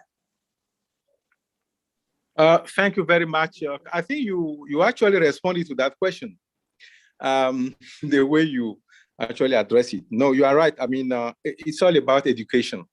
There's a good point here that we should be able to be educating people on the internet and how it works. And you said it. If you don't do that, the way we use internet in Africa, we are just users. We are not doers of it. We are not really. I mean, the question is, where is the internet business here in Africa? Because internet is a business at some point. So, but before you get into that business, you need to be exposed. You need to be educated. So, yeah, I'm happy for that. If we could educate people right from the school about what it is behind the internet and what makes the internet works. That will help really understand. But quickly, in 1 or 2 words, please. The game changer for me, I think, most have already been said by my colleague, and I totally agree with Alice. Alice has pointed to so many things, actually. But I think it's about, what is the African strategy on digital transformation? Because this encompasses so many things, So where is this? Maybe we are in need of, an African sort of strategy, given the condition out there. I spoke about Europe, for instance, with the internet sovereignty, for instance, digital sovereignty, and they came up with the GDPR. But how about Africa? What are we thinking? So the strategy should be there. So I believe, and finally, that there should be a change in the narrative, meaning we as techies should know how to talk to policymakers. Because the impression we are having is that we've been talking for so many years, but really not much is changing, actually. But because regulators or eventually policymakers, government may not be understanding what exactly the issues are. So if we could see a way in which we change the narrative and to deal with those issues in a kind of multi-stakeholder approach, not just techies are going to bring the impact. It's about the private sector, it's about the user. So how do we build that multi-stakeholder model within different countries and within Africa? That would be something that I think will change the game. Thank you. Great. Well, thank you very much for that. We've unfortunately ran out of time. However, I just want to just flag that all of us basically brought us to back to one slide, which I believe Isaiah is the one who shared it, which basically said it's about the infrastructure and it's about policies and regulations. And, for us to be able to really, truly move this forward. And this conversation really reminded me of a campaign that we had in the region a few years ago called Fast Africa, FAST, F for fast internet, affordable internet, a safe internet, and a transparent internet. And basically all of our conversations just really circle back to that desire to move Africa fast forward with a fast, affordable, safe, and transparent internet. Thank you very much to everyone. Please, if you could kindly save the chat, I would be very much interested in helping you summarize some of the inputs that we got on the chat for our summary for this session. Thank you. Thank you very much, Onika. Without a doubt, participants, we promised you a riveting and informative high panel, and I'm sure you will all agree that we have delivered just that. I would please ask the moderator and all the panelists to please put on their videos so we can take a quick photo. I want to use also this opportunity to thank you all for sharing your wealth of knowledge and experience. To the tyranny of theory is... Sorry, can you hear me? Yes, we can. Okay, excellent. So what I was saying, I think I'll just start again. Thank you very much, Onika. It was a very brilliant session. We promised everyone a riveting and informative high panel, and I'm sure you will all agree that we have delivered just that. I would like to please ask Onika and the members of the high panel to please put on their videos so we can take a quick photo. I want to also use this opportunity to thank you all for sharing your wealth of knowledge and experience. It has definitely set the wheels in motion and your game changers have been noted, and hopefully we can take these and make an impact within the region. I will please ask you to put on your cameras. Joshua's going to take a quick photo. Whilst you're putting on your cameras, I will also please say, join us tomorrow. This is not the end, it's just the beginning. Join us tomorrow at 9 a.m. GMT for a series of very informative workshops that will look at producing concrete and actionable policy recommendations for the region. You started the work and we shall continue it tomorrow. So thank you very much, and a virtual applause to our panelists and Onika. And I wish you all a very good evening wherever you are in whichever part of the world. Thank you very much. See you all tomorrow morning, 9 o'clock GMT. Thank you. Thank you all. Thank you. Bye-bye.